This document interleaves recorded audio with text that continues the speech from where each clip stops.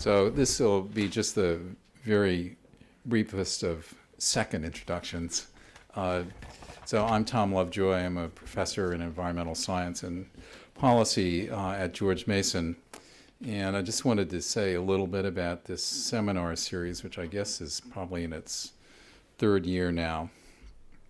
What it really is intended to do is help the Washington community, including ourselves, think about the scalable aspects facing sustainability and environment.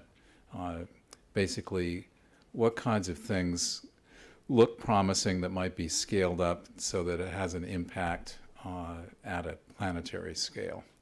And you can't do that without thinking about population.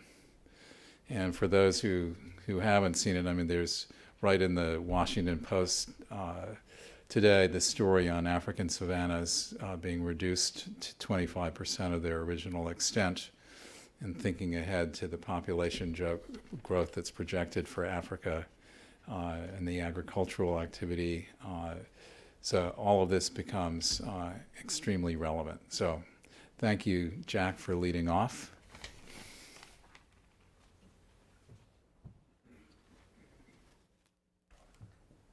Put that on slideshow.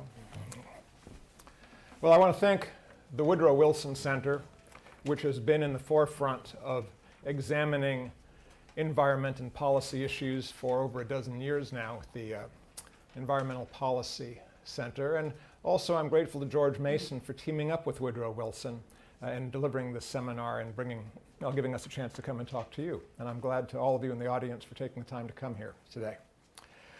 The world hit 7 billion total population, and that has led people to ask once again, what exactly do these numbers mean? Now, the difficulty of grappling with numbers that are so large means it's difficult to simply say, what are the implications of a given number or set of numbers for policy? How much of a concern should we have? I used the example that when the world population hit 7 billion, this would be enough if you lined up all the people on Earth shoulder to shoulder in a direct line. It would reach to the moon and back more than once. But what does that actually mean for the policy of those of us who are scattered over the surface of the Earth and using its resources? The first item one should be clear about is that world population growth is definitely slowing down. We're no longer in the days of the 1960s or 1980s when Paul Ehrlich's population bomb accurately warned that unbounded population growth would pose a threat to our ability to survive. Ehrlich's warning has sometimes been seen as verging on falsehood because the most severe consequences that he anticipated did not arise. I look at it rather differently. I look at Ehrlich's book as having been a warning that was heeded, encouraging multiple international agencies to embark on the promotion of family planning and to undertake research in agriculture leading to the Green Revolution. And the combination of reduced fertility and increased food output saved us from some of those terrible consequences and put us toward a path that we've remained on today, where food output has generally kept up with or exceeded population increases. And so a lot of people have looked at the story of the population bomb and the worst consequences as having been avoided and said, look, in 1960, we had 3 billion people. In 1980, 4.5 billion. But by 2000, the gain was 50% from this decade to this decade. It was about 33% here. And by 2040, we're looking at a 50% increase over 4 decades, whereas here we had a 40% increase in 2 decades. And indeed, once we hit almost 9 billion in 2040, the United Nations medium projection, and I'll get back to that in a moment, but their medium projection is that this gets us pretty close to the limit. That is, by mid-century, we may be a few percent higher at 9.6 billion, and a little after 2080, that is about 73 years from now, about one long generation, we will have hit 10 billion people on the planet, and thereafter, we're likely to stay within 10 to 11 billion, maybe fluctuate up and down a little bit. But the projection is that by this point, virtually all the countries in the world will be at or very near replacement fertility. Now, some people have looked at those numbers and said, hey, that's terrific. We've solved our population problem. Growth is slowing down. Growth will be quite manageable. After all, we're looking at a world in which population is 7 billion today. If it grows to about 9 billion by 2050, from 7 to 9 is about a 30% increase. There are a lot of things that can be handled at a 30% increase in half a century. It really seems not an awful problem. However, I'm here to say that that kind of complacency can be very, very dangerous because there are population trends buried in those aggregate figures that really deserve our attention. One is the fact that the population growth that is going to occur is highly concentrated in what are today the poorest and least well-governed areas of the world. So to the extent that population growth is going to demand better governance in order to manage resources, meet the needs for food and water, manage urbanization and transportation in areas with booming populations, we do have a problem. And indeed, the magnitude of projected growth in many of these regions, in South Asia, Sub-Saharan Africa, parts of Central and South America, are still significant enough that, as I think you'll see when I present the numbers, they're cause for, if not alarm, at least caution and certainly for taking some action with regard to public policy.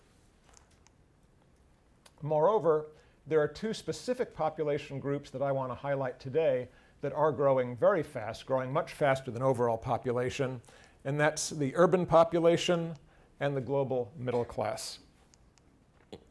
Now here is a picture that you can see immediately.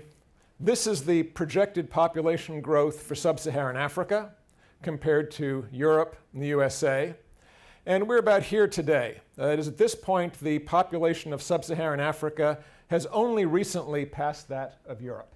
And indeed, if we look back to 1950, at the end of World War II, again, people don't realize this, but Sub-Saharan Africa was a pretty empty place at mid-century. Its population was less than half that of Europe.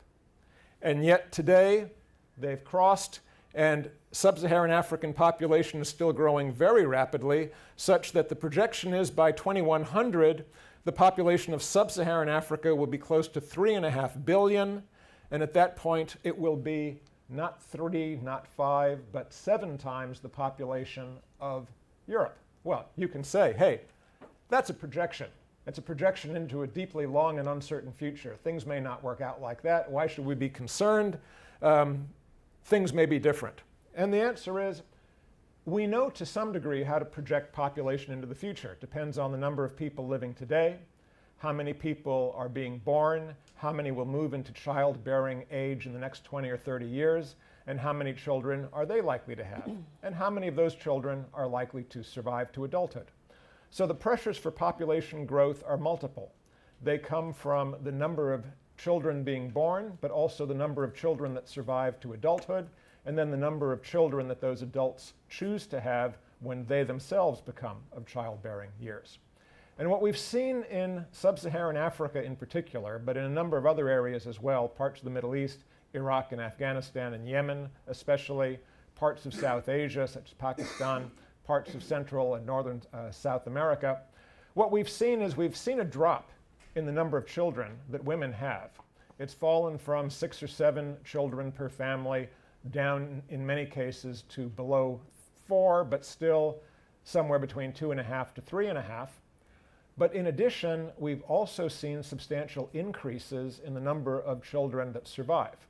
And indeed, in recent years, the decline in fertility has slowed down or stopped in many sub-Saharan African countries, while at the same time the successes of the Gates Foundation, the Millennium Development Goals, and other programs have led to a decrease in infant mortality as malaria, respiratory, and stomach diseases are brought under greater control. The result of this is that the decline in infant mortality in African countries has been extremely rapid in the last few years, even faster than the decline in fertility. So we're actually seeing growth rate, net growth rate, that is the number of young children born and surviving to become parents themselves, that number's been increasing very slightly in recent years, even though it had declined fairly rapidly throughout the 70s, 80s, and 90s. So let's take a look at some of the numbers. These are 5 fairly representative sub-Saharan African countries. Now, the United Nations Population Division presents estimates of future population growth, and these are based on our evidence about what are the trends in childbearing, what are the trends in child survival, what are the trends in adult survival, and putting all of these trends together and projecting them forward based on the best current health and demographic surveys, the UN comes up with numbers. But of course, they're wise enough not to present a single number because they know that fertility and migration and other factors may vary in the future. So they present several different estimates, a range based on different assumptions for how fast they expect fertility to fall. Their simplest number going forward is the constant fertility projection. What would the population of a given country be, given what we know about health and mortality trends, if fertility were simply to continue unchanged from current levels? That's the constant fertility projection. That actually is kind of the upper bound, the highest of all projections made by the UN, because they realize the global trend everywhere has been for declining fertility. A lot of different trends produce that. As women become more educated, fertility falls. As society becomes more urban and the cost of living space goes down, families get smaller. As people move out of agriculture into wage and service work where children are less valuable, family size goes down. So we know that fertility is falling. The question is how fast? And everything depends on the assumptions about how fast fertility is going to fall. Globally, we've seen a huge range. Iran has had one of the most rapid declines in fertility ever seen. Fertility falling from about 7 children per family at the time of the revolution in 1979 to about 2 children per family today. That is, they went from a very rapid growth rate with large families down to balanced 0 population growth levels of fertility in the course of about 27, 28 years. Other countries have taken anywhere from 50 to 100 years to achieve the same level of decline. So the UN makes different assumptions, and I've given 3 of the assumptions up here for each country for both 2050 and 2100. Now, the first number is the most commonly cited number that the UN produces. The UN gives you a low estimate, which assumes that countries undergo the most dramatic fall in fertility in history seen everywhere. That is, that's their lower bound. Assume that every country from here on out mirrors the best possible experience of any known fertility decline. I think that's unrealistic. There's just too much political variation in the world to expect that, and indeed we've seen many countries level out and see 0 fertility decline for some time. Their next number is what they call their median projection, and this is what they estimate kind of not too high, not too low, what they consider a reasonable median mid-level projection for fertility decline.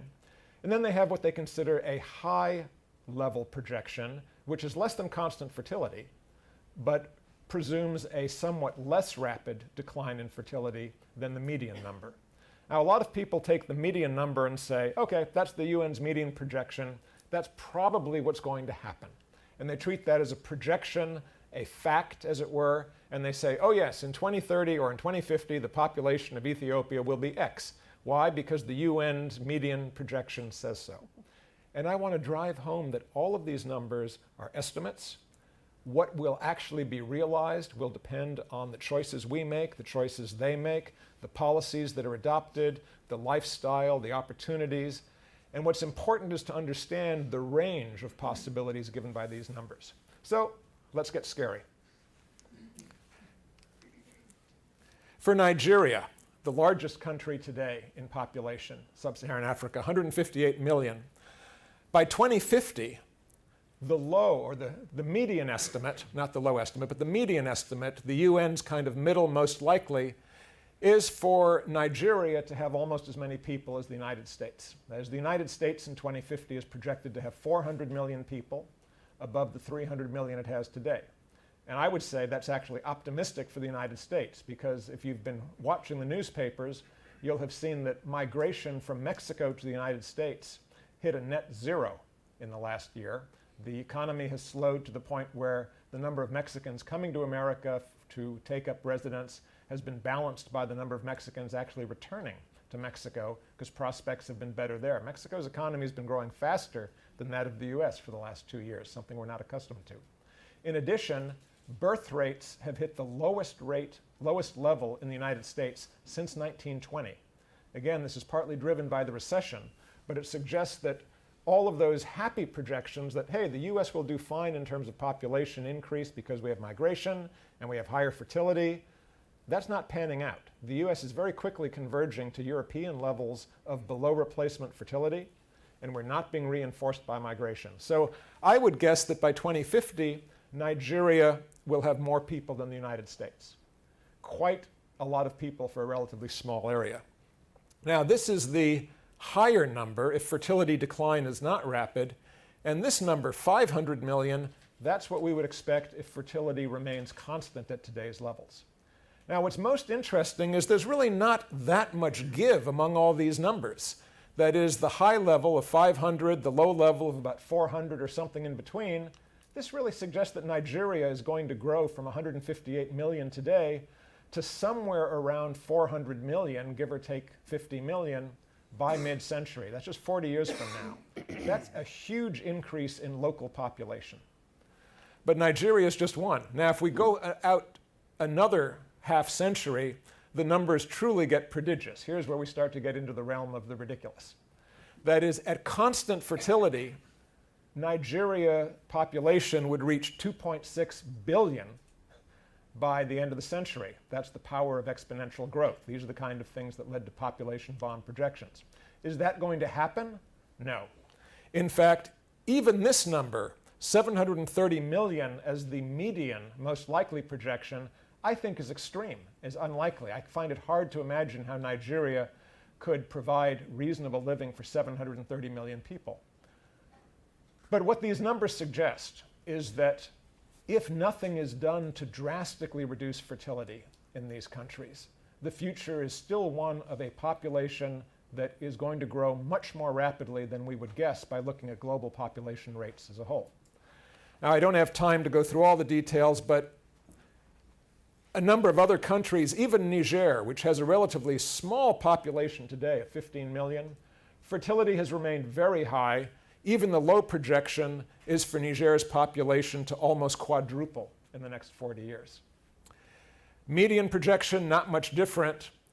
And if nothing is done, little Niger with 15 million people is on track to hit 700 million by the end of the century. Tanzania, 1 billion. Ethiopia, 900 million. Uganda, 1 billion. All of these are phenomenal. You could even say ridiculous numbers. But for them not to be true means there have to be very substantial reductions in fertility. And even with these very substantial reductions, look at the difference. This is the constant fertility. If we get the median projection, population will be reduced to less than 1/3 of the projected level, here to about 20% of the projected level.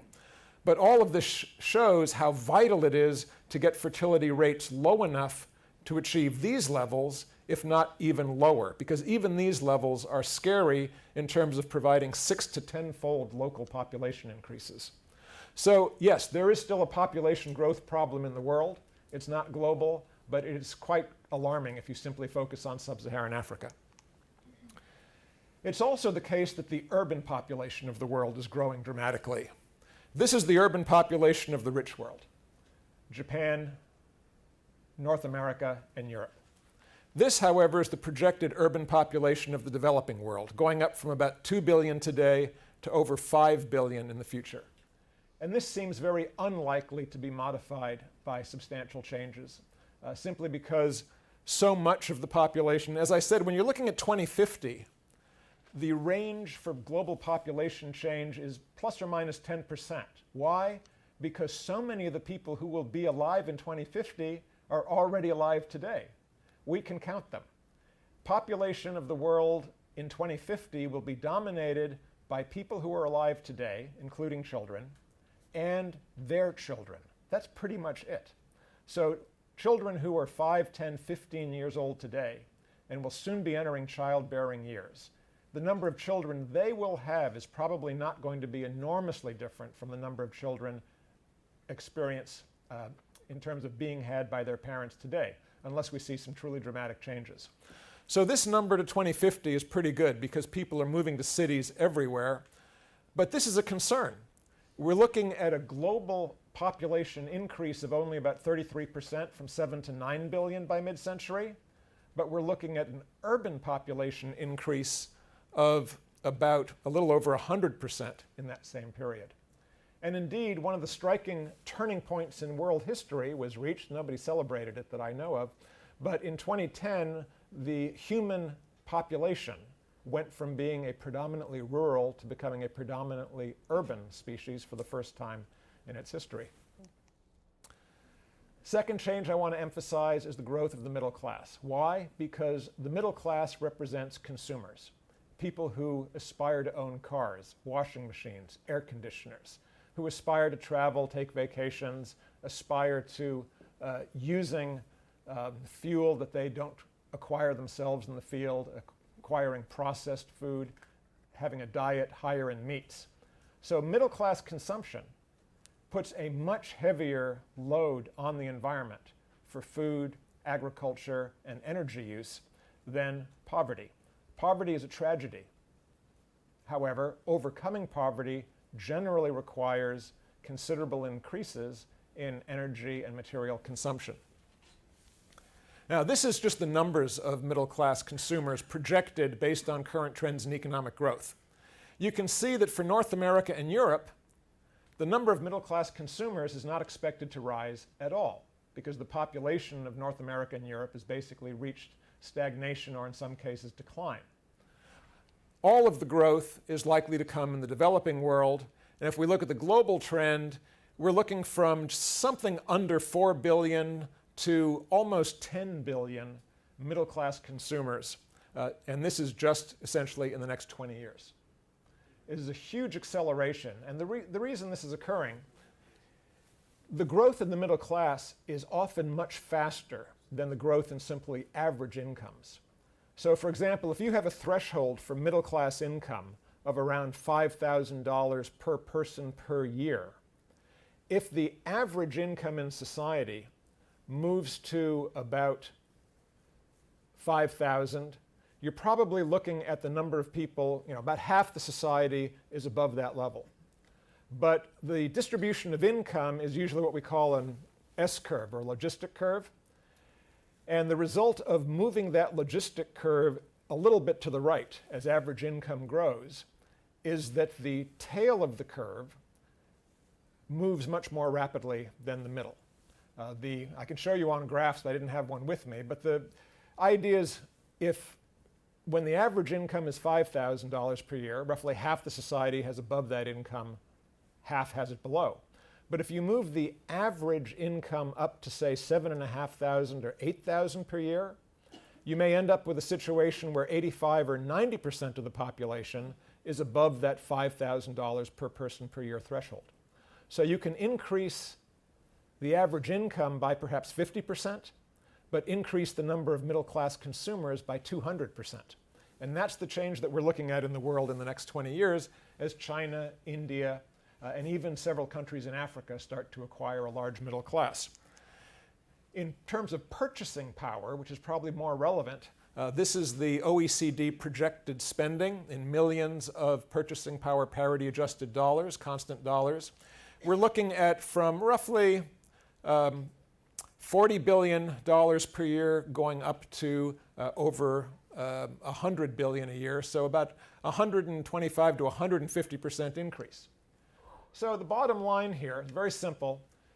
Even though global population is only projected to increase by about a third to the middle of the century, and then only slightly beyond that, we're facing much larger increases, 100 or 150% increase in certain regions of the world with regard to urban population and with regard to the number and spending of middle-class consumers. Well, what are the consequences of that likely to be? First, magnified and accelerated climate change. More middle-class consumers and more urban consumers means many more cars, much more fossil fuel travel, far more consumption of material goods, which of course with today's processing means far more waste, and an urban concentration. So for example, the situation around the Potomac Basin, as my colleague Dan Skleru is monitoring, is affected by the growth of urban population and all of the both urban runoff from urban consumers themselves, but also the highly commercialized factory farming that takes place because urban consumers need that kind of factory concentration for production, especially chicken and hog production, which grow up with middle-class consumption. At the same time, we're likely to continue to have chronic food crises. We had major spikes in food prices in 2010 and 2012. We may be facing one soon, given the drought across America. How is it possible that food production is keeping pace with population? Why do we have these food price spikes? Well, the answer is that we have more middle-class consumers, consumers who want more meat in their diet. More and more grain is being diverted to feedstocks instead of human consumption. Grain is also being diverted to ethanol production in this country. That means for poorer populations that are still feeding their people mainly with grain, the available food grains on the market are not keeping pace with the demands of the growth of poorer populations who have to import food. There may be plenty of grain in the world, but we've reached a situation in which rich consumers in Shanghai, per capita income $30,000 per person US, are larding their tables with more beef and pork and chicken and are literally competing for grain with consumers in Egypt, where roughly 50% of grain is imported. And so the small amount of grain available for global trade, for human consumption, is competing with rising demand from consumers seeking to turn that grain to non-human consumption or indirect consumption through meats. We also can expect, I fear, more frequent and more intense humanitarian crises. Why? Because not only are we going to have magnified and accelerated climate change, which produces more extreme events, we have larger concentrations of people living in cities and living along riverbanks and seacoasts where they're more vulnerable to storm surges and flooding. The concentration of people increases the risk and damage from earthquakes, floods, and droughts. What to do about these changes? I'm going to let our other panelists address that for the most part. But I do want to set the stage with some general thoughts. One, frankly, prepare for the worst. Because I have to say, over the last 30 years in which I've been reading and talking and researching these topics, we have largely neglected to do anything about the consequences of rising consumption, rising urbanization, rising energy use with regard to climate change and patterns of human residence and vulnerability. I believe, unfortunately, given what we've seen in just the last few years, catastrophic flooding in Pakistan, Thailand, and the Mississippi, one of the worst droughts of the century across the United States, terrible drought and fires in Russia, hurricanes Katrina and Sandy doing incredible amounts of damage and knocking out our electricity grid, which frankly has also not been updated and given greater resilience. We've basically coasted on the resources that we've had, and I really fear that we're entering a series of feedbacks as the Arctic ice cap melts and loses its reflectivity, as the tundra melts and methane is released, as we do more intensive beef and pork farming, which releases large amounts of methane into the air. All of these things are essentially positively increasing the rate at which the greenhouse effect will impact the planet. And what's more, even though we started in Kyoto to make some progress, right now the world's three largest carbon emitters, the United States, China, and India, are all either non-parties to Kyoto limits, China and India, or refuse to sign the agreement, the United States. So we essentially have no global scheme for limiting carbon emissions in the three largest emitters. So I think we do have to prepare for a world in which large droughts, large floods, large storms will be more common. Second thing, and this is usually something that people talk about but don't follow through on, and that is empowering women. Now, empowering women is not just a matter of giving women the vote. It's not just a matter of giving women better education, although that's a large part of it. We know that when women enter the workforce, enter higher education, they gain greater control over their families and over their bodies. Fertility tends to fall. Productivity goes up. You move women into the workforce, educate them, and make them productive members of society in ways that go beyond the hard work that they do already in the home, but give them the capacity to contribute in a greater variety of ways. What happens? They delay childbearing, they have fewer children, their income goes up, their contribution to social output goes up. It's a very positive set of cycles in many ways. Difficulty is we still find great resistance to that in many parts of the world. I just came back from a trip to Turkey. One of the things I mentioned in my discussions there, in Turkey, only 30% of adult women participate in the labor force. Male labor force participation is 70%. So that gives you an idea of the gap that still needs to be overcome. And that's in a rapidly industrializing, middle-income country that has seen great gains and has a tradition of secularization. In many countries across Sub-Saharan Africa and the Middle East and South Asia that are still more patriarchal or tribal, there's even greater distance to go to empowering women in every respect, economically, politically, socially. Innovation in urban and regional construction. It's hard to emphasize this enough. For most of our history, we're used to thinking of cities as places in rich, developed countries in Europe and North America. But the typical human being 30 years from now will be a low-income Asian urban resident. That will be the most common residence area for our species. Cities are growing very rapidly. I showed you the graph. The problem is if cities adopt the pattern of Los Angeles or Dallas for their development,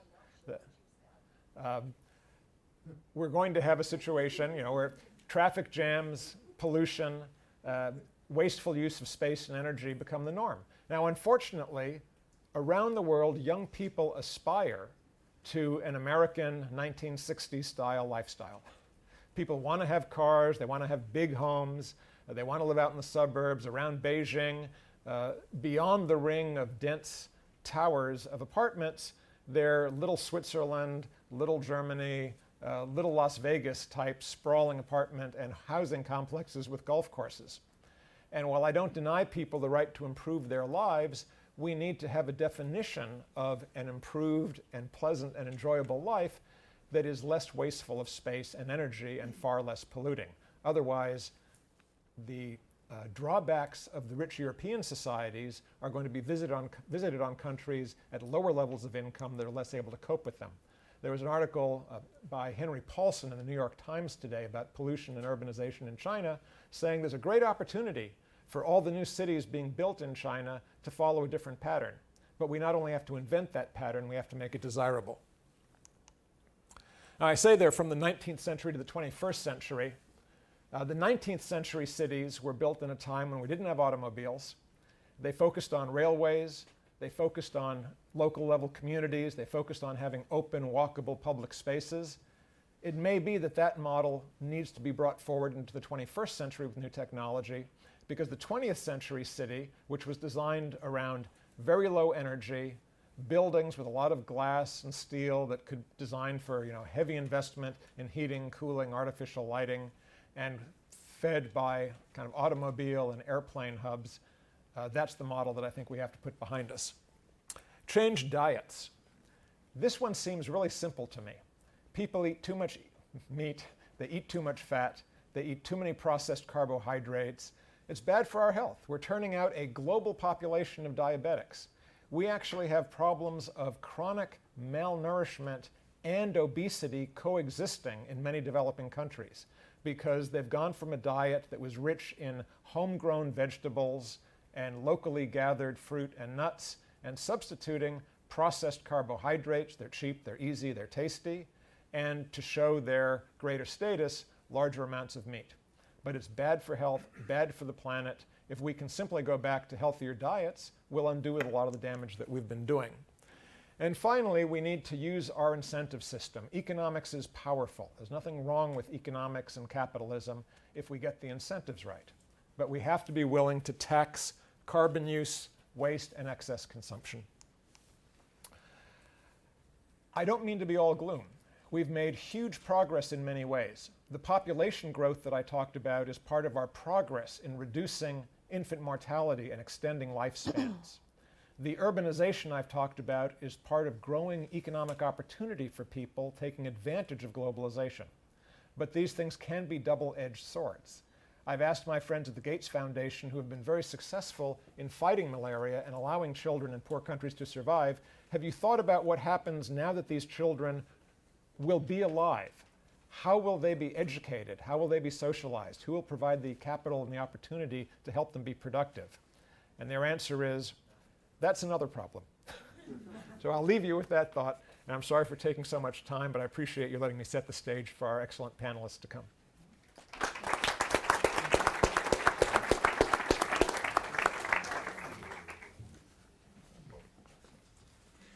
So when we decided to have population be the theme of this particular seminar, it really didn't take a lot of thinking as to who we would ask to do.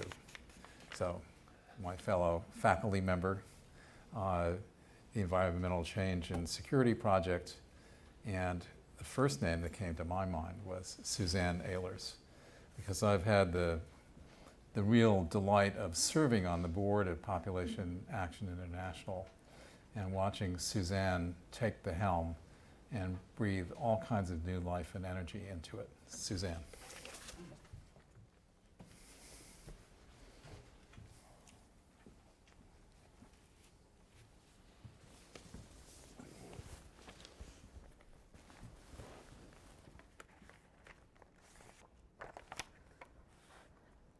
Great. Thank you. Good afternoon. I'm pleased to be here as part of the ongoing series, Managing Our Planet, and thanks to George Mason and the Wilson Center, both the Brazil Institute and ECSP, with whom we partner quite a bit, for inviting PAI's perspective, and of course to my very generous board member, thank you. Tom has greatly influenced PAI's engagement in the environmental arena, and I'm grateful for that, and I'm also grateful for the opening he provided me when he said we wanted to talk about scalable interventions, and I have one to talk about today, so stay with me.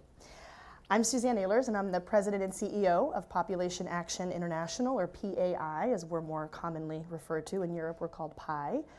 We are an almost 50-year-old advocacy and research organization that promotes women's reproductive health and family planning as central to global development and conservation efforts. And our name starts with population, but I'll be honest with you, and no offense to my fellow panelists, population as a purely academic and demographic pursuit interests PAI rather minimally. We're more motivated when we get down to the level of individuals, of human beings, and especially of women. And lucky for me, I think that we're only going to influence this population debate, as it's called, once we start putting the needs of those individuals, those human beings, those women at the center of our problem solving and of our solutions. I'll talk a little bit more about that later. I think, is this the right way to go? Nope. There we go. So the write-up for today's session suggests that with a growing world population, governments and societies must help communities cope with limited natural resources and this rapidly changing global climate. But there are roles and responsibilities for diverse sectors, governments included, of course, and we must help ensure that the outcomes that come from both overcoming poverty and retaining biodiversity are both equitable and sustainable. So my focus then in the next 15 minutes or so is to make solid the link between women's health and well-being and sustainable development, for those of you in the room who might be still doubters. And then I'll showcase some of the solutions, both policy and program, that are available to us today, right now. But I will quickly turn to why those efforts don't go nearly far enough, and why they're often hard fought, and while they're too seldom won, even though I would argue that the time right now is about as ripe as ever for those integrated solutions to really take hold.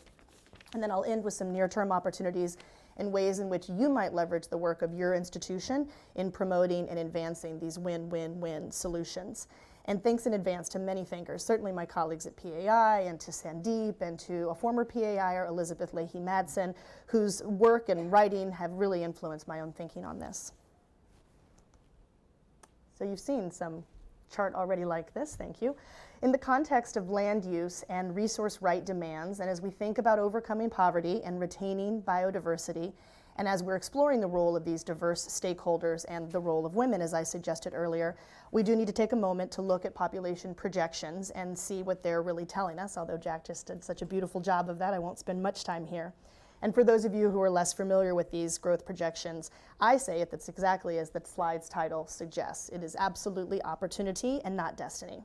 So that medium fertility variant that was explored quite a bit in the first talk assumes that all countries' fertility rates will begin moving toward this replacement level of about 2.1 children per woman, regardless of whether they are currently above or below that number.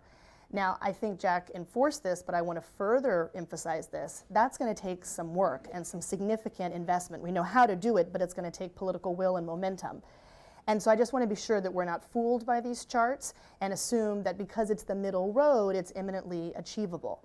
The decline in global fertility rate from an average of nearly 5 children per woman in the 60s to about 2.5, I think it is today, has of course slowed the pace, as Jack suggests, but demographic momentum from previous generations of much higher fertility will drive population growth for decades to come, and in the areas where you've suggested it's quite profound in terms of its impact on the environment. So since now I've talked about fertility and raised this sort of convergence of 2.1 children per woman, and I've even suggested that it might take some time and investment and energy, I want to be sure that everyone in the room is more or less familiar with the basic evolution of family planning and the access to contraception. I'm going to do this in quite an abridged version. So in the early days, family planning was really about avoiding pregnancies, avoiding unwanted pregnancies in order to avoid social and health consequences, bad social and health consequences. We know then it moved for a bit of time to alleviating the pressure of population growth on development. And I guess now many would probably agree that it aims to meet both of those needs, as well as, importantly for PAI, achieving the overall improvement of women's health and well-being. So this timeline, again, greatly abridged, it informs the social impact that PAI seeks to have now and moving forward. So we're motivated first and foremost by the enormous influence that family planning has on the mortality and morbidity of women and children. And it does that by helping manage the number and spacing of children. But we also believe, and I think that there's too little research that's been done in this realm, that family planning can be a catalyst for far larger societal change, the kind that Jack is saying we're going to have in order to survive into generations to come. And I think that that basic access to contraception has the potential to enhance the quality of life across a number of spectrums, from personal autonomy, from physical and psychological health, educational attainment, as we've talked about, employment, economic empowerment, family relationships, including equality at the household level, and public standing. So the sustainability equation, which is manifest in PAI's work through our work on climate change adaptation, the work we do around food and water security, and how those two efforts are linked to family planning, I think the sustainability equation is fairly reductionist, but it says that if you believe the first part about how women are positively impacted by family planning in all spheres of their lives, and I deeply, deeply believe that, then it does follow that their participation in sustainable development and conservation efforts is improved. And I'll explore this a little bit more in a couple of minutes. So it just means that in addition to the contraceptive users themselves, women, pretty much everyone else who comes into contact with her is positively affected by her access to contraception. So back to population and sort of what else we know in terms of the evidence base. So many of places around the world that are the most ecologically diverse are also experiencing the most population pressure. And the majority of the global biodiversity hotspots, as the Conservation International group defines it, are located in developing countries. And population growth rates in these areas are higher than those of the world overall, and higher, in fact, too, than the overall rate in developing countries. Not by a huge margin, but by an important margin. So if you start to think of these numbers in the context of climate, which acts as a further threat multiplier, as I've heard it's called, and think makes a lot of sense, then this map is meant to visually reinforce that message. This was produced as part of PAI's 5-year engagement on climate change and climate change adaptation and population. And it shows just how overlapped and interrelated the threats really are. So the map, and I encourage you to go to our website where you can see an interactive version of it with even prettier colors, shows areas of high population growth, declines in agricultural production, areas of low resilience to climate change, areas with water stress or scarcity, and then of course my personal favorite, areas with a high percentage of women with an unmet need for family planning. So globally that number is about 222 million women around the world who would like to plan and space their families but don't have access to modern contraception. So again, the map is on the website and has sort of full interactivity, and it shows how these variables interact on the global level. You can see where the color, I think, is greatest on the map. It's those sort of kind of burnt orange areas. And those are experiencing everything that I just listed. And unfortunately, it isn't only one country or two. Of course, at the family and household level, I doubt that we need an interactive map like this to show us how these issues are playing out in the lives of individual women and their families as they are trying to care for one another in a changing and often degraded environment. So a note of caution, though, about kind of the use of data, and it's been sort of the buzz lately, and my board chair has been writing a couple of columns and blogs about it. I would say that big data is useful only to the degree that we use it effectively. So emerging technology, maps like this, interactivity, GIS, it generates better and more data, great, and it has the potential to address the data gaps that have so far slowed down our efforts to provide effective and sustainable solutions. But using better data and interpretive tools, while it can enable better decision making, it's not automatic. You have to generate the data, but then you have to organize it, and you've got to consolidate it. You've got to get it into the hands of people who can do something with it from an advocacy perspective. And only then, when you're actually looking at the implementation and effective use of this data, then do I think you're actually providing some of those incentives, again, that Jack talked about, that have the potential, at least, to produce truly life-saving and transformative innovations and investments. So just as data and evidence can drive change and innovation at the national level, we also at PAI focus on global policy. This is an illustrative example from a few years ago, and I imagine some of you in the room might have heard some of my colleagues, Clive Mutunga in particular, talk about this in much greater detail. So a snapshot today is that we looked at NAPAs, National Adaptation Programs of Action, and these are plans that allow developing countries to identify priorities in the near term that can address their immediate needs to adapt to climate change. So we did a survey of the NAPAs, and we found that population is mentioned as an important climate change factor in 37 of these NAPAs. Unfortunately, the number drops precipitously, and we find that only 6 of them take that mention of population and put that together with meeting an unmet need for family planning as a priority. The number drops further to 2 in countries that actually propose projects that include family planning as some part of their adaptation strategy, and none of them has been funded. So the NAPA's experience is in some way, in my mind, kind of the Achilles heel of our movement.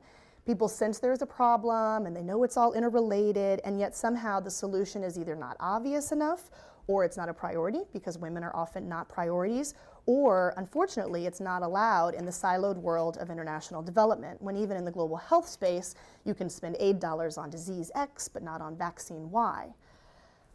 So there is good news, and I think my panelist after is going to speak. Ooh, I have a system error. How do I do that? Let's go there. No? Okay. See if I can move forward. There we go. The good news is that there is a huge community of practice, and again, I think many of you in the room know this PHE, community of practice, quite well. It's a brand of integrated and comprehensive programming, population health in the environment. It's a robust worldwide practice. On this slide, I've pictured WWF as one practitioner undertaking this approach, but there are, of course, numerous. I've also pictured Ethiopia as the host of one of the better-known global consortium for PHE.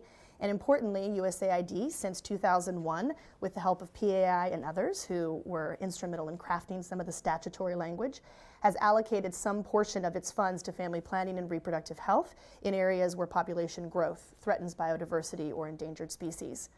So these PHE projects came about largely from demand the conservation groups were seeing in the field.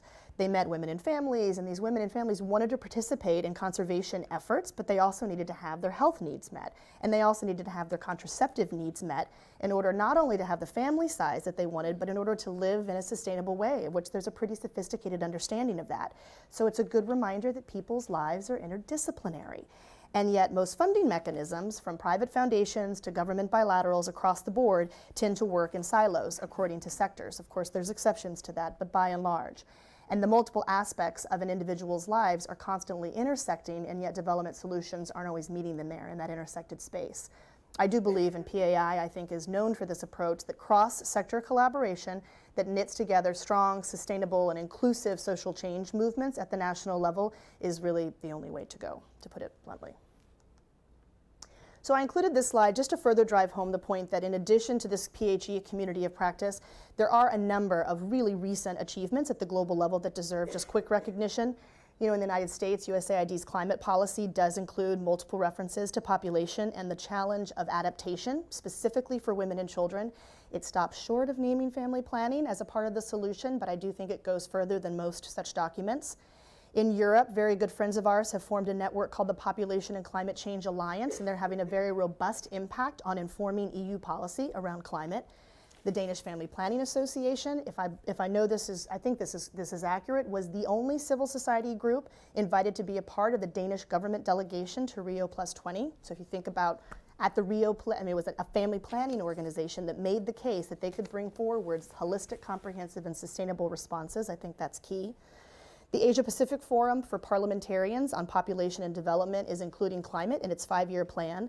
We've known AFPPD for many years, and we know many of its parliamentarian counterparts around the world.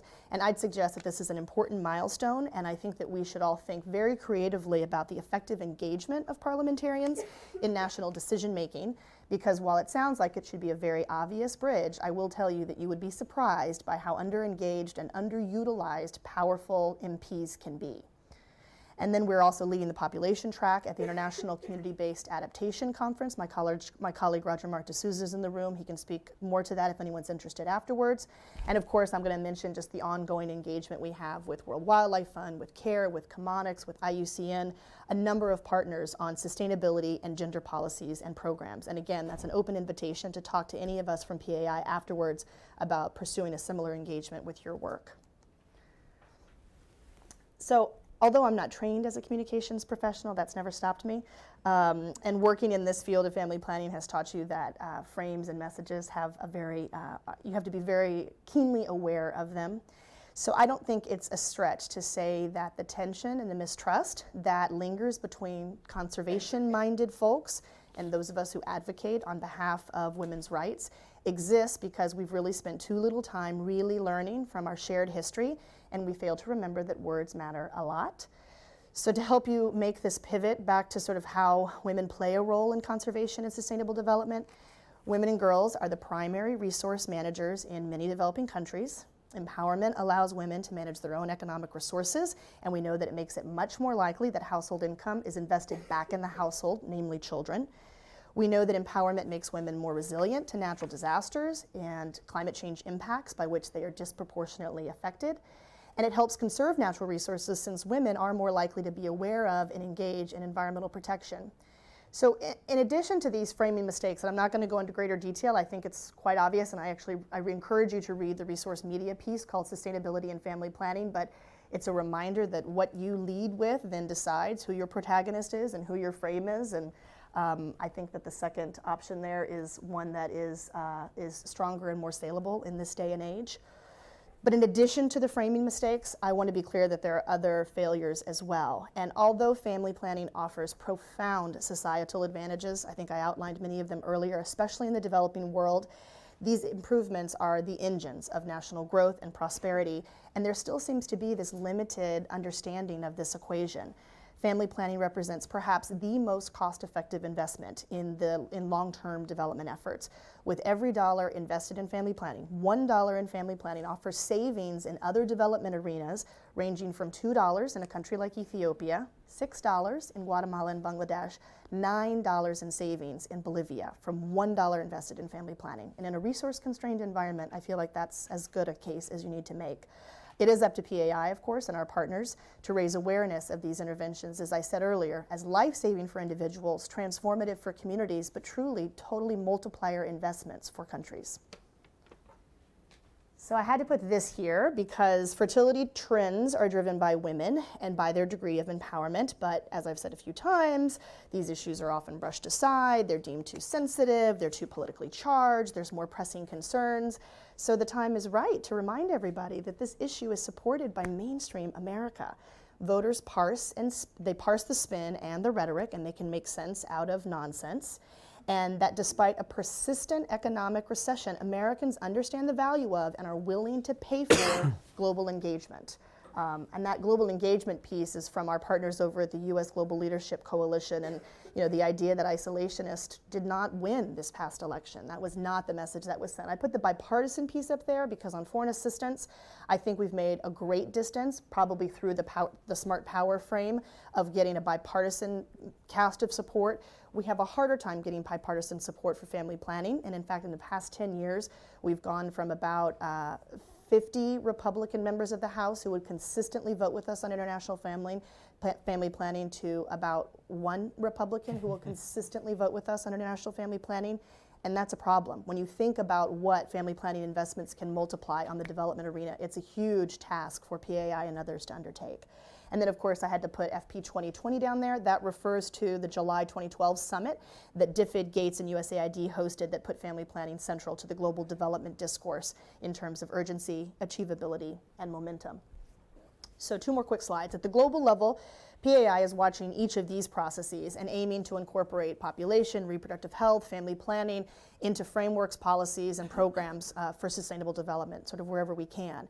We don't pretend that our work ends there. Once you get it in, you're fine. But I will say that having a solid base from which to operate, like we do in ICPD with the Program of Action, is irreplaceable. We had to fight to get an MDG target, a lot harder to come by, took some time, and in fact, that goal around maternal health is the one that lags furthest behind. Feed the Future I put up here. It's a bit of a Napa's story for me. It has a very robust gender track, but I think insufficient attention is paid to women's family planning needs in the face of food security. It's pretty key. And I find it perplexing, especially when the USAID is literally the world's leader, both technical and financial, in family planning assistance. And I feel that way about A Promise Renewed as well. That was the follow-on to this summer's Child Survival Summit. And A Promise Renewed should be celebrating access to contraception and family planning for some of the reasons Jack laid out.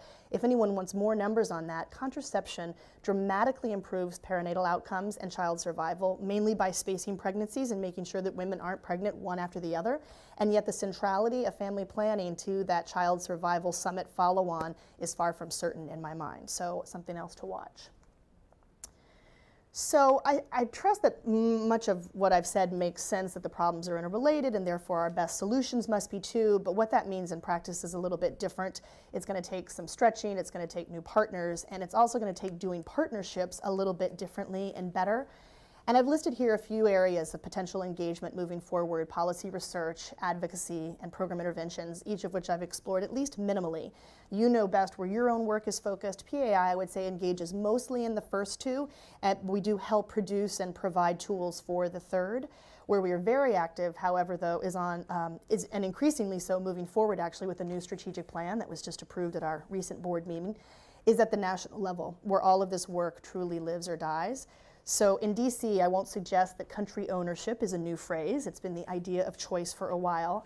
So I'm not offering new insight per se on the country ownership piece, but I will suggest that at the national level, there are better and worse ways to be partners, and I think we can aim for better. And what that might look like is PAI has been fortunate over the last 30 years to manage a sizable small grants fund, as an example. And at our best, which I hope is most of the time, we use these grants to connect high-performing nonprofits in key countries with not only the policy-making process, but with related and relevant processes at the global and regional level that they might not have access to otherwise. We provide high-value technical assistance. We stand behind partners. It is their message, and they are the best and its most effective messenger. And we try always to connect the dots between issues like this in ways that best persuade those who need persuading. So by helping groups pursue policy engagement with even small amounts of dedicated resources, the potential for change at the national level exponentially increases. And by being a partner that is flexible and responsible and responsive and ultimately gets out of the way, you do a bigger service to the field of development than really any amount of money. So I challenge you to think about the way your institution pursues partnerships with developing country institutions and make shifts where you can. The other side, though, of country engagement is not forgetting about the global arena and the donors and the other stakeholders who operate there. In many countries, and this isn't new to any of you in the room, ODA still makes up a sizable percentage of health expenditures at the national level. And in some countries, our own USAID may be a relatively small percentage in a country like India, but in other places, USAID assistance alone, not even counting other donors, could constitute as much as 20% or more of health expenditures domestically. So knowing this and knowing that there are still a number of barriers to policy change and barriers to making programs interrelate and disincentives to this cross-sector collaboration that I've talked about, it means that our work, the community here in DC and in other donor countries, is far from done. So that's it for today, and thank you so much for your time. Thank you.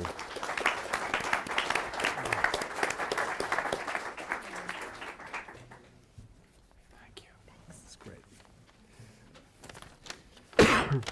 So to wrap up the presentation portion, we're very lucky to have Matt Erdman from USAID, who's been contributing both intellectually and programmatically in this area for a long time. So Matt, thank you. Thank you. Sorry, 1 second. Let me just get the computer here set up.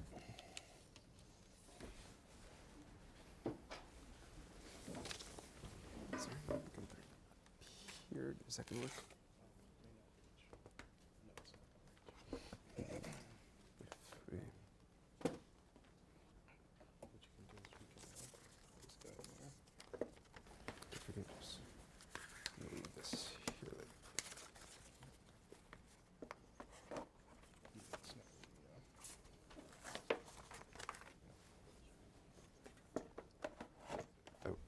What's this here? That's for remote control, but you don't want. Oh, yeah, I don't need that. Yeah.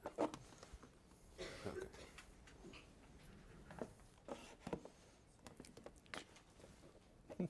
There we go. Okay, great.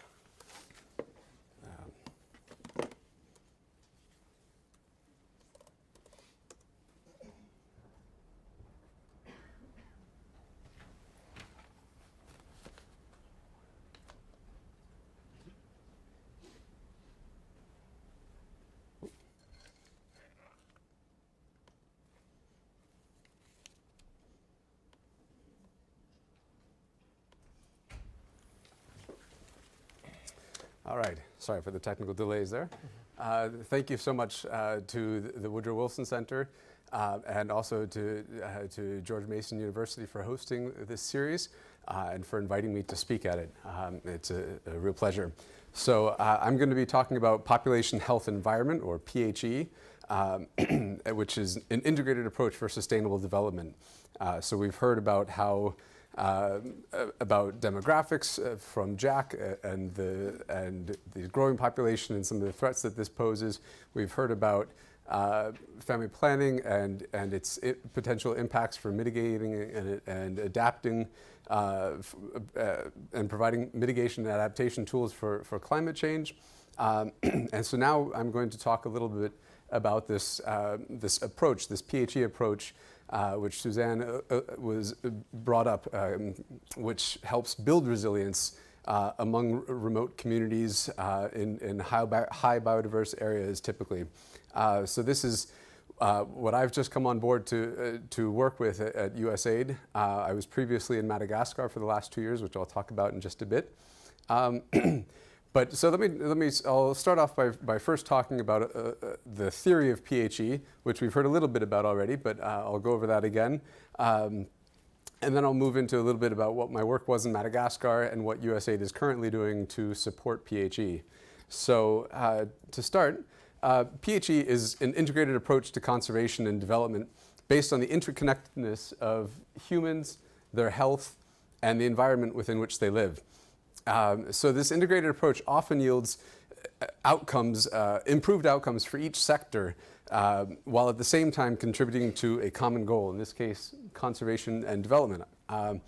And so this sort of approach is particularly effective in areas of high biodiversity, and these areas cover 12% of the areas of high biodiversity are shown in what is supposed to be red on this screen.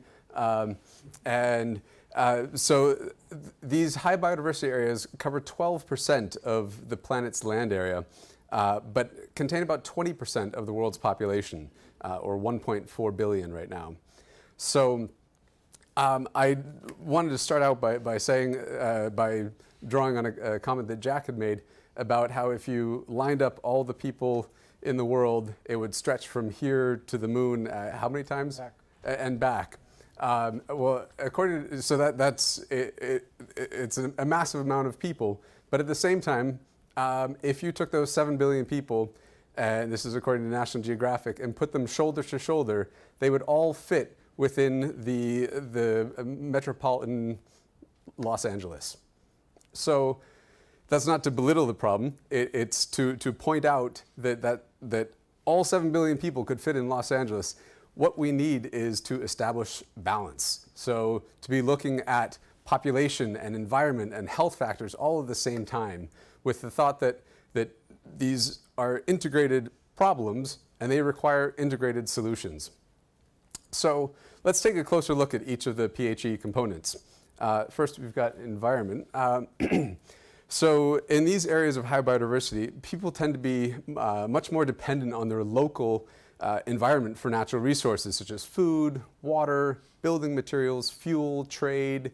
And so these resources are becoming more and more scarce as these populations continue to grow at a rapid rate, which brings me to population. So as not to exceed the capacity of these local natural resources, we need to work with these communities to ensure sustainable growth. Their population growth rates are more sustainable. And there are several reasons that lead towards higher population growth rates. We've talked about survivorship and the inability to. With survivorship, if you have lots of children dying, then you have a propensity to have more kids to ensure that you have survivors. Also, the ability to control conception resulting from lack of contraceptive information and choices are also some factors that lead towards high population growth rates. So in terms of addressing child survival, we need to be focusing on health as well. So that families don't need to be as big to ensure that there will be survivors. So emphasizing quality over quantity. So malnutrition, malaria, diarrhea, and lots of these other sorts of diseases and infections are the typical causes of poor child health. So if we can combat these issues and help increase survivorship, then that could result in a decreased need for large families. And in this case, a demand for family planning options would increase as more families become interested in spacing or limiting their family size. So let's take a look at a typical pattern in a developing country. So here, if you've got poor health, then that tends to lead to family size being based on quantity, which leads to higher population growth rates, and thus more demand for natural resources, for the local natural resources, leading to a degraded environment that therefore doesn't have enough natural resources to support the health needs of the local community because they're not getting enough nutrition, poor water quality, and so forth. So in this scenario, you don't achieve your conservation and development goals. So what the PHE approach is trying to do is to take that and address all of these at the same time. And so the idea is that if you can improve the health of these children and of these families, then family size becomes based on quality, not on quantity, leading to lower population growth rates, less demand for natural resources, for the local natural resources than would be otherwise.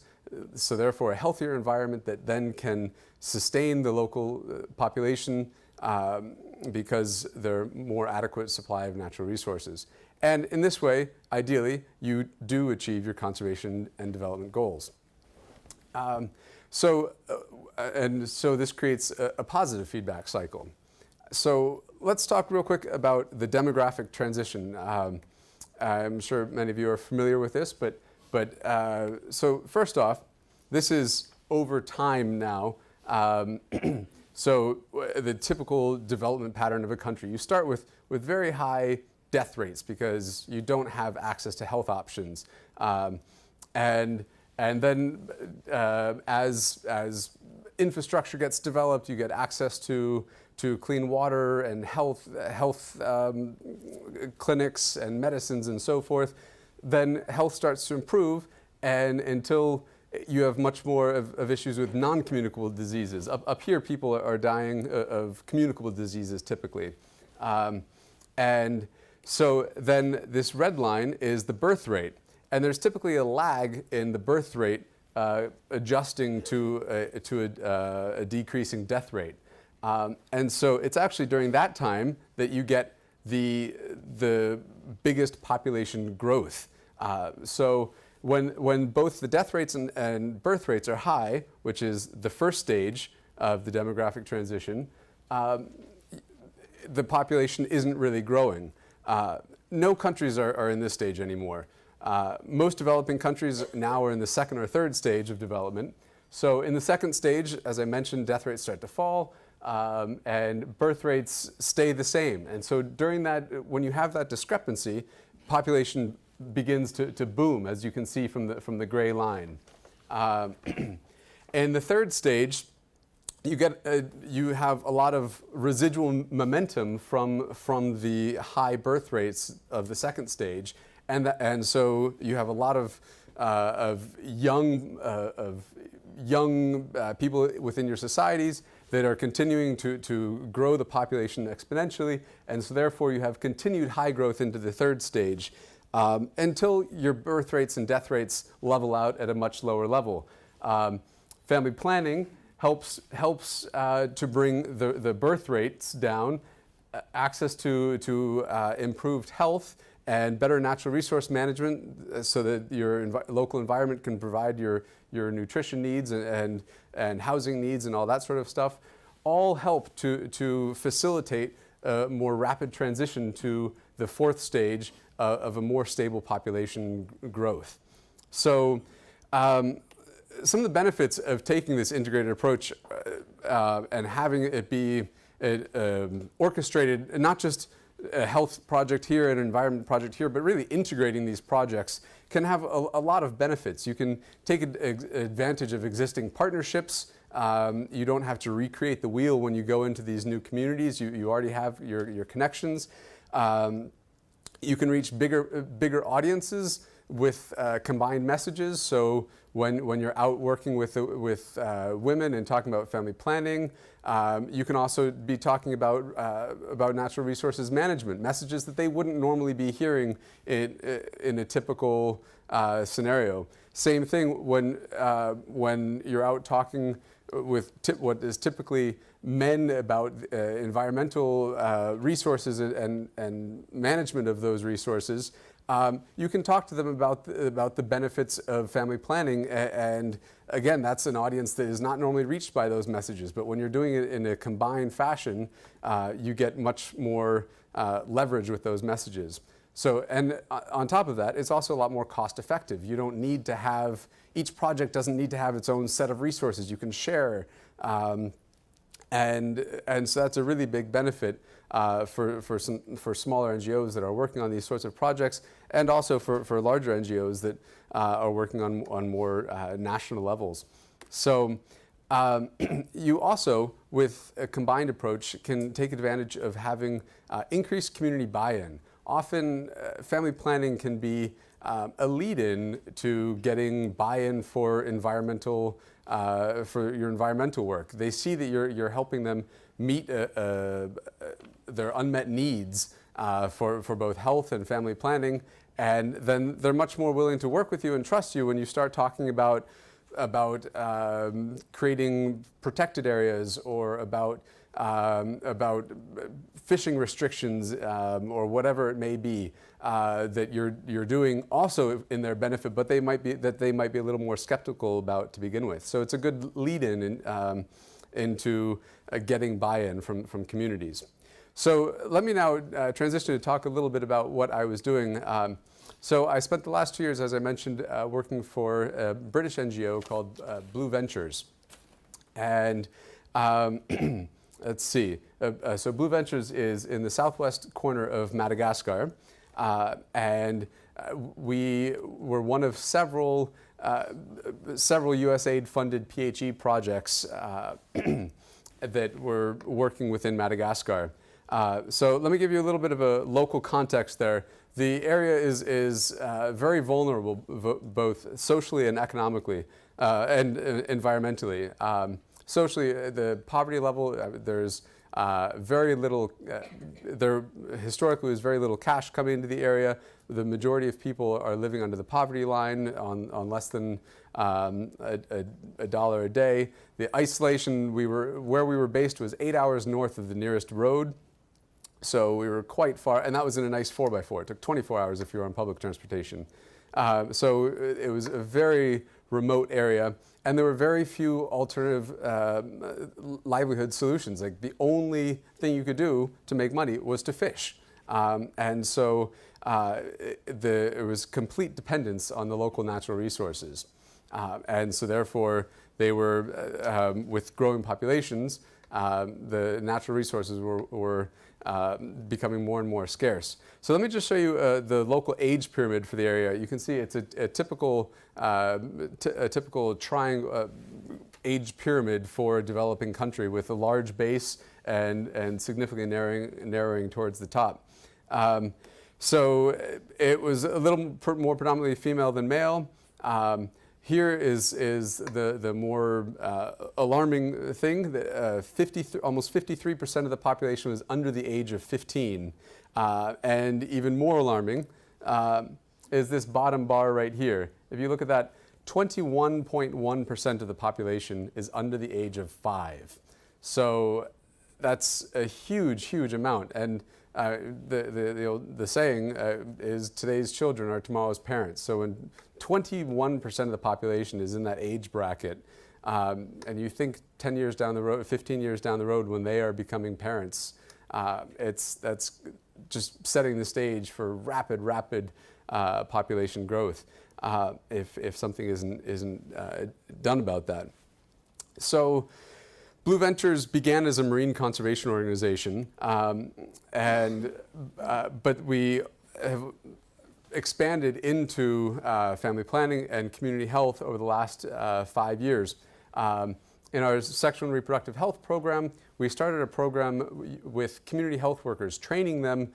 People used to have to walk 50 kilometers to the nearest family planning clinic until Blue Ventures opened up one in the main village where we worked, and so suddenly people didn't have to go that far to get it. On the day one of the clinic, 70 of the, let's see, there were probably 250, so about 20% of the women of the village where we opened the first clinic came to that clinic on day one to access contraceptives. That was before any education had really been done. There was just such an overwhelming unmet need that there was a huge support and desire for it. So we expanded that using these community health workers. We trained 33 women up and down the coast on how to provide safe access to contraceptives, and so that they could then take them to their villages and distribute them right there within their villages. And so it went from 50 kilometers away to the nearest clinic to having one in the central town, to having 33 different spots where you could get access to contraceptives. And so this uptake of contraceptives, the contraceptive prevalence rate, which is the amount of women of reproductive age using contraceptives, went from 9% when we first started to it's about 40% now.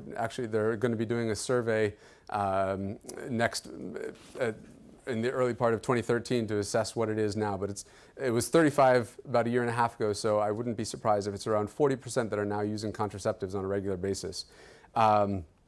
So this is it's been an overwhelming success, And we've done a lot of other stuff on top of that now. We've begun with USAID funding. Blue Ventures began a water and sanitation and hygiene program to promote hand washing and use of latrines. So all these are sorts of things that help improve the health of the community, helping to build their resilience if in the face of climate change and so forth. When the healthier you are, the more adaptable you'll be. This has been, they put in a couple wells. Sorry, I need to start talking the past. They put in a couple wells, hand washing stations. They put in over 900 hand washing stations at schools throughout the region. So they've done a lot of work to promote water, sanitation, and hygiene. They also, that's supposed to say maternal and child health. My apologies on that slide. Last year they launched a maternal and child health program, which took these same 33 community health workers and taught them how to give antenatal advice to pregnant mothers, so they would know warning signs to look out for, to encourage them to use to give birth in a hospital, and explaining to them the benefits of that, talking to them about proper nutrition, all sorts of things to increase the chances that their children would survive. Again, leading back to that positive feedback cycle. If the children are surviving, then there's less need for large families, healthier environment. So this all comes around full circle. With resource management, we put in place fishing restrictions to limit the use of destructive fishing gear, and encouraged better, more environmentally friendly fishing practices. And through that, let's see. We also then focused on resource conservation and creating marine protected areas and mangrove reserves, so that we could preserve the fish breeding grounds, so that those could continue to go out to provide places for where fish would be free of harvest pressure and could grow larger and have larger yields, offspring. What's the word I'm looking for? Sorry? Yeah, more fish, basically. So, these are all things that because we were doing this in an integrated way, we had a lot more buy-in from communities in feeling that we were addressing their needs, we also started an alternative livelihood program that was looking at farming seaweed and raising sea cucumbers to provide alternatives so that people wouldn't have to be wholly reliant on the local natural resources. And this was over a couple of years of testing. They're perfecting the methods that they were using, and is becoming a really significant income for the families that are participating in those activities. So in terms of building resilience, as we've talked about, it's looking at social resilience. It's increased incomes through alternative livelihood projects. It's improved education through some of our outreach and our scholarships program that we had, and improved health through our family planning, WASH, and maternal and child health programs. And then it's also ecological, building ecological resilience by providing these sanctuaries for fish and crabs and other marine species to reproduce. And so all in all, we also used a series of innovative education methods to get all these messages out there, bringing in youth to and combining our education outreach with sports festivals. So we would have a big soccer festival every year and bring in all the towns around. And during half times and after each game, we would do sensitizations with the communities, and talk about the benefits of using family planning, and talk about about health access and where they could go to get some of these services. Then we would do theater in the evenings and quizzes and all sorts of fun things to get people involved. We would also do a lot of social marketing. I don't know if you can see here on the back of the presenter's shirt, he's got a turtle on it. It's saying, let's protect the turtles and look out for our future generations, so they can be there too. They began as turtles were sacred to begin with, and then more and more people have started eating them, and so and they're haven't been back to nest in the region in a number of years now. So trying to build awareness about not catching them out at sea, and so that we can preserve those populations. Social market messages. We would also have shirts about using condoms to prevent STIs, STDs, and AIDS. About the benefits of spacing children, all those sorts of things. So it was lots of different techniques to get the word out there and get buy-in and get people involved in this integrated approach. So overall, we increased health access significantly. In the first couple months, we had a number of people going regularly for these antenatal checkups, not checkups, but antenatal visits with these community health workers, so they could get more advice. As I already gave some of the water, sanitation, hygiene stats.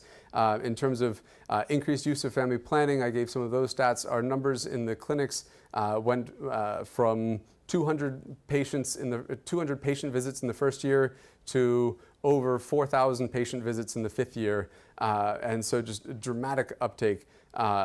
And finally, larger fish in the reserves.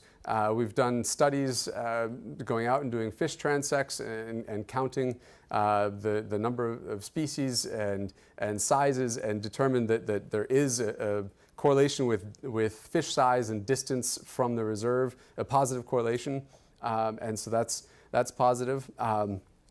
And sorry, I've gone on a little longer than intended. So let me jump into the USAID and what USAID is now doing and has done to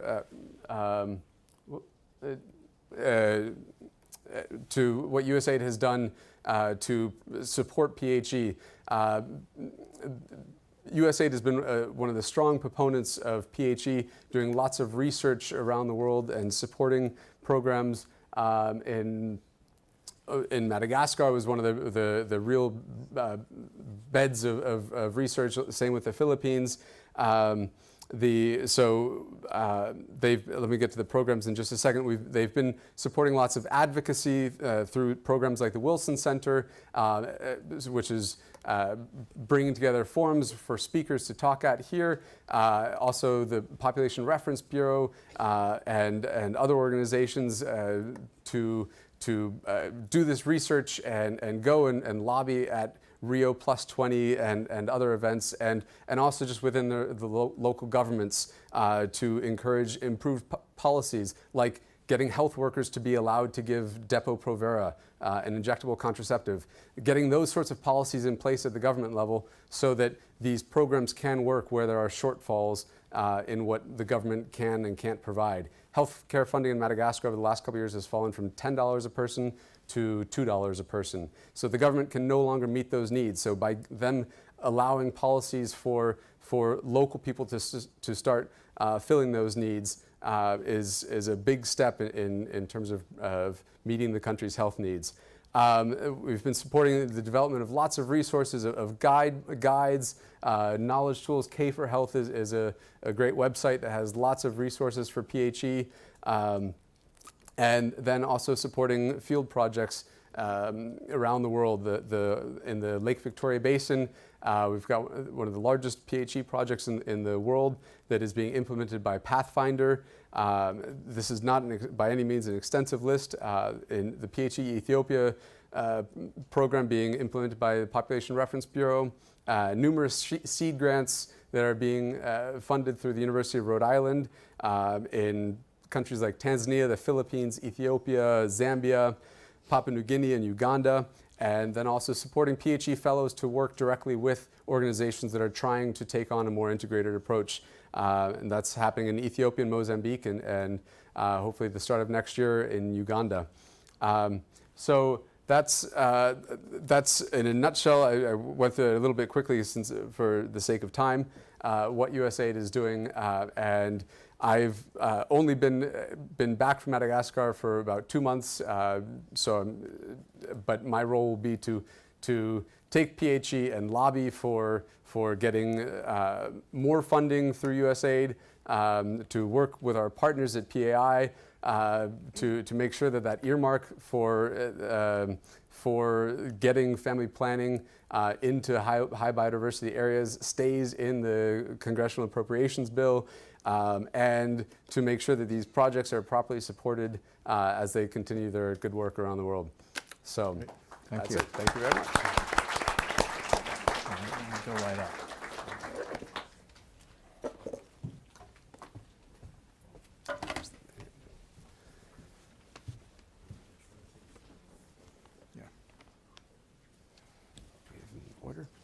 So I'm going to join you there. I guess this works. So we got a late start, and we just all had so much to say that there's not a lot of time left. So I was initially going to ask you to react to each other, but I think we ought to go straight to the audience and see if there are particular questions. And I think we'll actually take one from the web. So Dan? Thank you. This question is coming on behalf of Ashley Milton at George Mason University. You discussed, Jack, a do as I say, not as I do approach regarding the up-and-coming wealth and middle class in the developing world. What marketing strategy do you propose to these populations where their means have matched their wants to live like the West, in that living that way isn't so good for sustainability? Well, I think we need to realize there are a number of different models in the West. European cities, for example, because of their earlier historical development, tend to be a better model of high income but space and energy efficient living than American cities. So I don't think it's a question of Western, non-Western, do as we say, not as we do. I think it's a question of spreading best practice everywhere in the world. A lot of Americans look at their cities and say, there's got to be a better way to keep us organized, social, and effective. And so I think that's what we're trying to do, is find better patterns. And frankly, there's been quite an embrace of this, that China's experimenting in developing its own green cities. A number of countries in the Middle East are trying to be more efficient with their water use. So I think it's a matter of helping everyone around the world live more healthily and efficiently. I think the PHE is a good model. You find it embraced. We know what we need to do. And I think people are happy to accept it. Great. So back on the aisle with a microphone. And please identify yourself. Yes, my name is Joel Teitelbaum. I'm with the Fulbright Association. And my question is mainly directed at Ms. Ehlers and Mr. Erdman. I gather that you realize you're speaking to the choir in this audience. And you seem quite optimistic about what the programs you're doing can achieve, and they look wonderful on the integrated level. What concerns me is that my generation, contrary to what your slide showed, voted almost overwhelmingly for just the opposite of what you're preferring in the last election. Now, they didn't win, but they're the upper and middle class, and they're over 50, and in my case, 75. And you know, we tried this in the 60s, we tried it in the 80s, we tried it again in the 90s, we didn't even give up during the early 2000s, but until now, a lot of what you're talking about has been littered with failure. You're building on not the backs, but on the rubbish of what those of us who worked in your field did in the past. How can you maintain your optimism?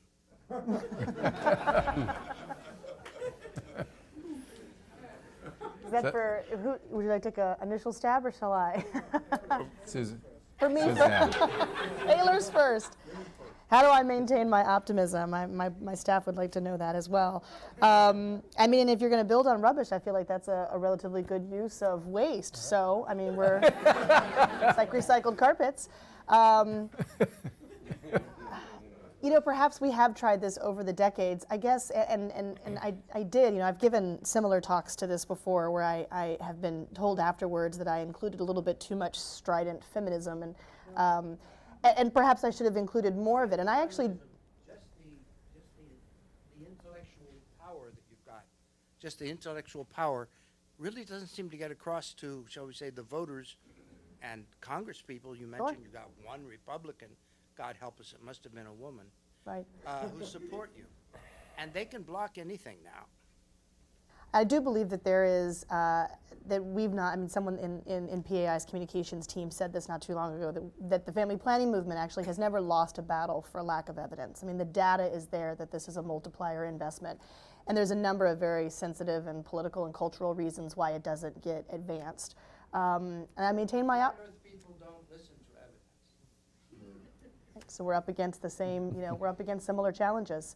And I believe deeply, though, in the power of empowered women to make change for their communities and for their nations and for the world. And if I stop believing that, I should just not go to work in the morning. So that's not an option. I appreciate your question, but it's let me glass give half you full.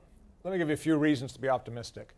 First of all, I think the development model that the U.S. and other rich countries pushed for a long time was misguided. We were pushing capital at governments. Much of it was wasted. That was bad. We had a plan of growth that stovepiped different initiatives, didn't have the integration that we're now featuring.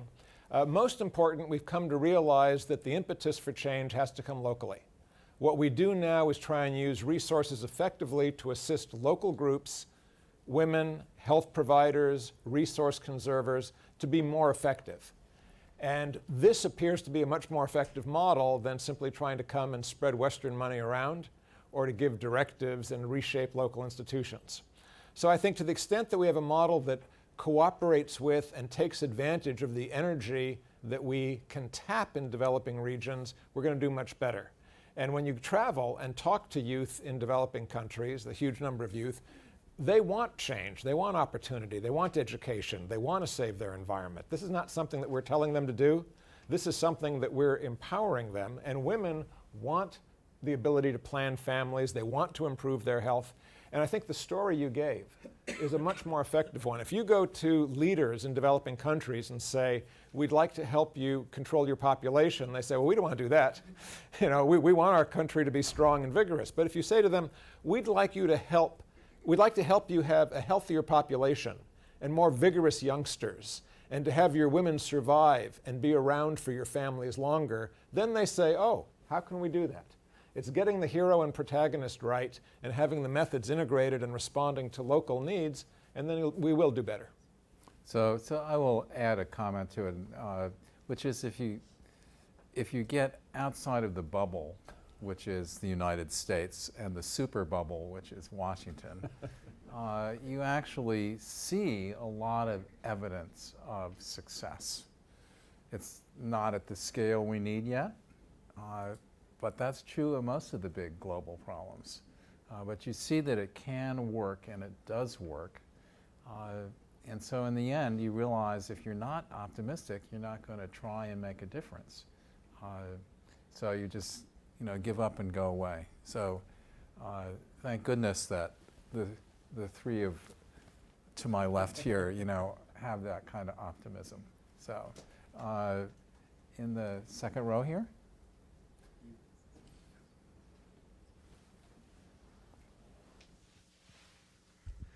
Thank you, Dave Rabinowitz. It seems that fundamentalist religious people of any faith, Christian, Muslim, Jewish, Hindu, tend to oppose family planning, tend to favor large families. As a result, their percentage of the population has been going up in a lot of places, and in many cases they will violently fight against family planning. How do you face that? I mean, aside from just the Republican issue in this country, but everywhere. Another big question.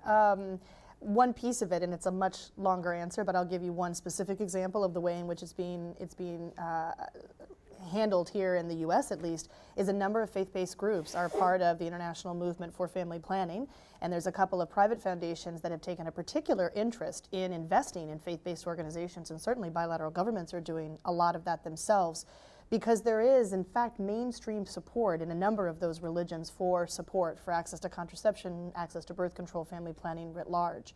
And getting those stakeholders more engaged in advocacy and policy advocacy has been really key to not only convincing their sort of religious leaders at sort of more local and community levels, but it's done a huge movement of policymakers of that persuasion to also be more willing to embrace the family planning agenda. That's a very concrete example from here in the States of really positive and proactive engagement with the faith-based community, but as I said, it's a bigger question, and that's just one piece that I'll tackle at this stage. That's great. I'll give you another quick answer, and that is Iran, which certainly is a country that seems to present and proselytize fundamentalism in religion, has been one of the most successful countries in bringing down the birth rate, and that's largely because of two things. One, the government decided it would be a good thing for the national development to reduce the birth rate, and second, despite of the fundamentalism, they supported education of women, and women with greater education tend to prefer and take control. So if it was as simple as you said, that fundamentalism is growing, fundamentalism fights contraception, and therefore the problem is growing, I would be more discouraged. But that's not actually what we see. We do see pockets of some fundamental groups opposing it, but more broadly, Ireland and Italy, they embrace the Pope, they reject his teachings on contraception. And so I think that the real key is women. If women are given more control and more opportunity to use family planning, then regardless of the conservatism or fundamentalism of religion, they tend to take smaller families than they had before. So, Iran has just reversed that policy. It's good, it's done it, I think it's already done it. They want to have population growth now. That's just new in the past. so Jacob? Right. Good afternoon. I'm Jacob Scher with the Natural Resources Defense Council. There's been a lot of talk in Washington recently about the fiscal cliff, but listening to Jack, and I worry about whether or not we're really dealing with a physical cliff, and wondering if, while I agree, and I want to be optimistic, and I am optimistic because I think there are a lot of really exciting innovations going on in relationship to population issues and demographics and women's rights and sustainability generally around the world.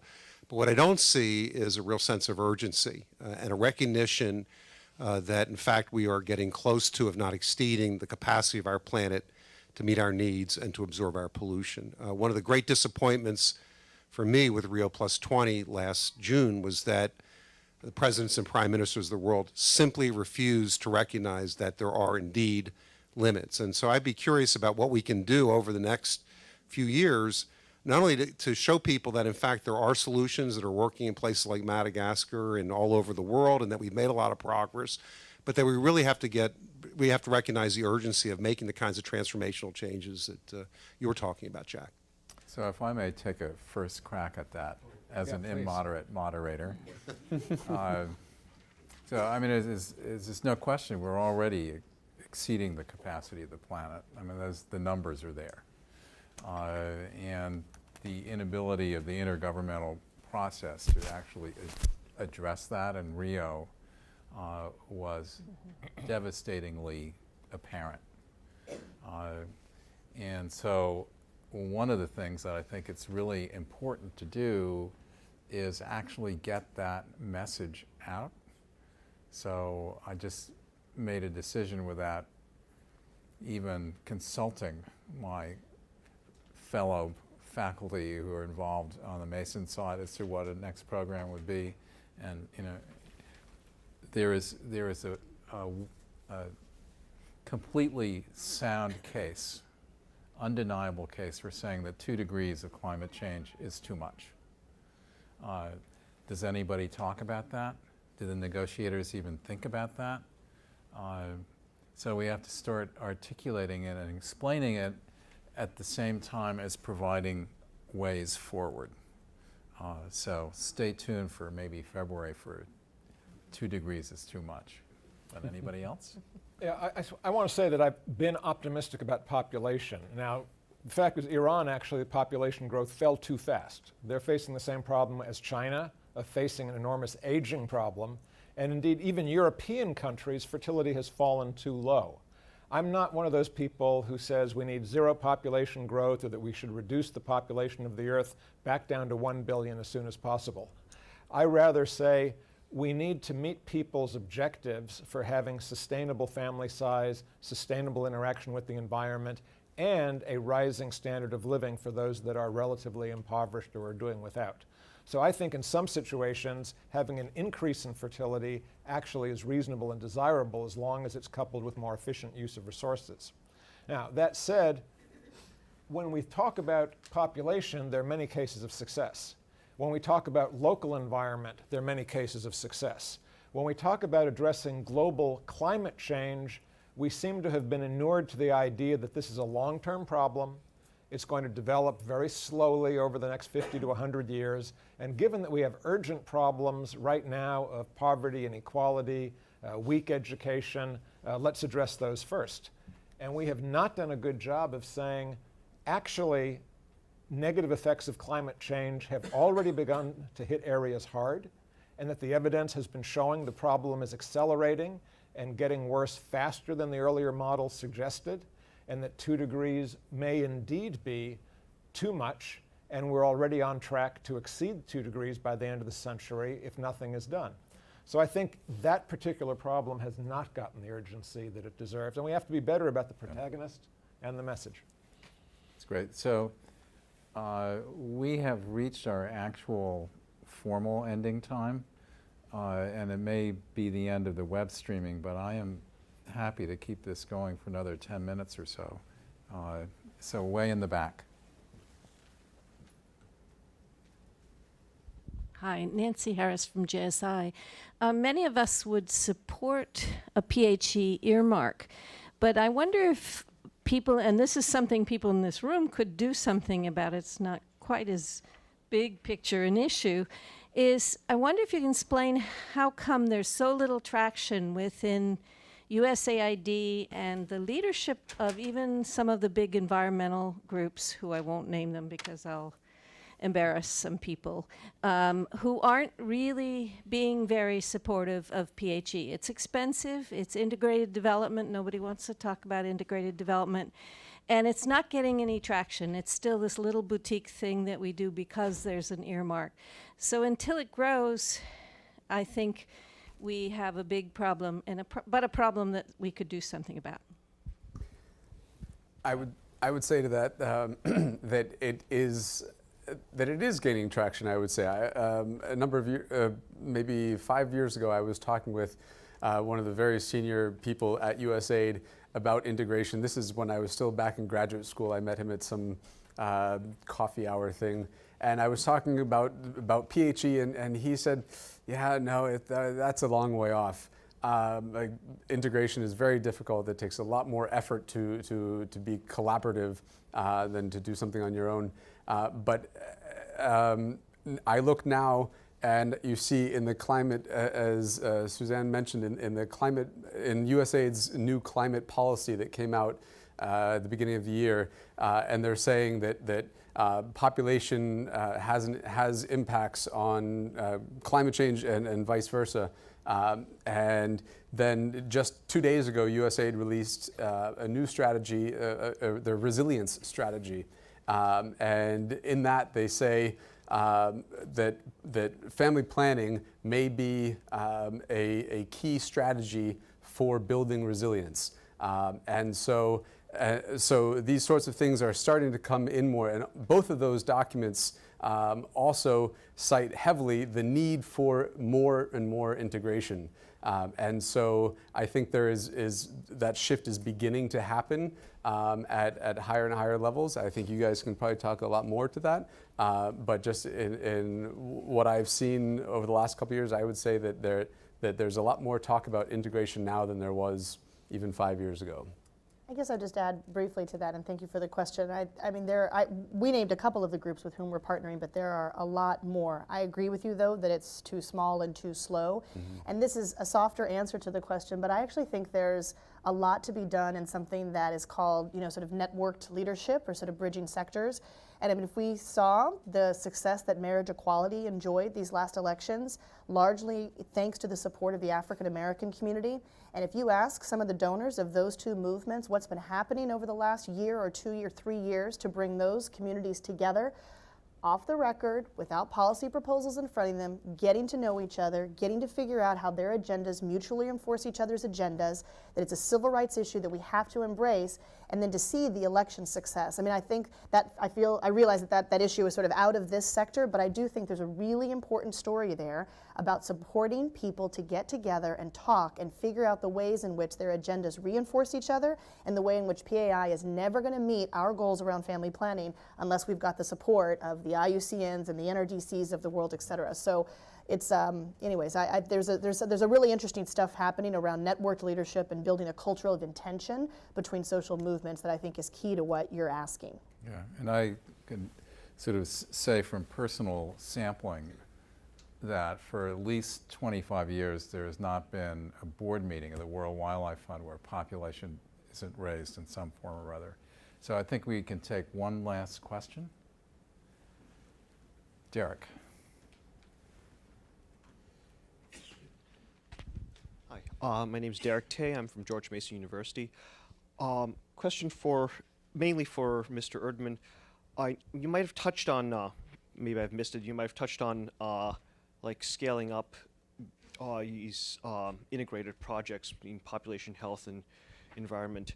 But I mean, I know she mentioned funding and you mentioned that there's a lot more talk about it, but what are your plans for actually scaling up these sorts of projects to like larger scales where you have larger impacts? That's a great question.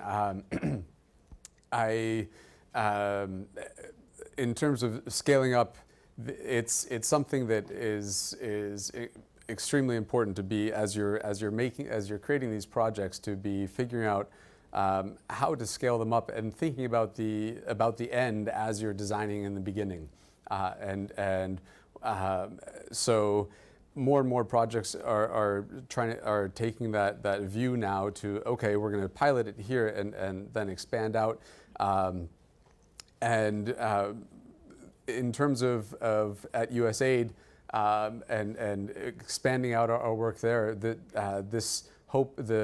health of people in the environment in the Lake Victoria Basin project is starting out as a test in a limited area. And then the whole idea is that will then be able to, once they figure out exactly what works, because one of the things with PHE is it's not a cookie cutter model. You can't take what works here and do it in this other place. Even in Madagascar, where we were 2 hours down the road from us, another organization was working there, and they had a different set of factors and had to use a different set of interventions to get the same objectives accomplished. So you have to really take into account the local contexts. So figuring out what works and what the local contexts are, and how to work most effectively within that context, then allows you to scale that up much more dramatically. And that's what we're currently planning in the Lake Victoria Basin, and eventually, and yeah, so that's our current scale-up plan. I can't talk to any more scale-up beyond that right now.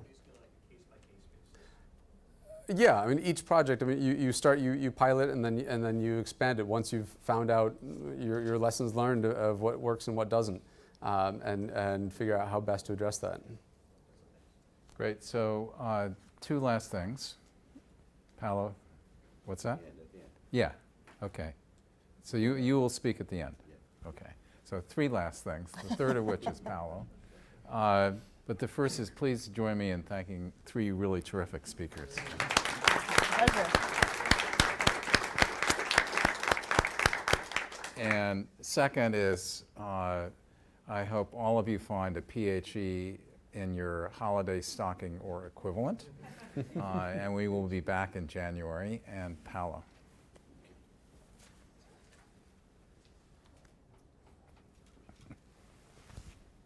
Hi, I'm Paulo Sotero, director of the Brazil Institute here, and I promise I was in my office watching this on live stream. So I was present, although 2 floors down.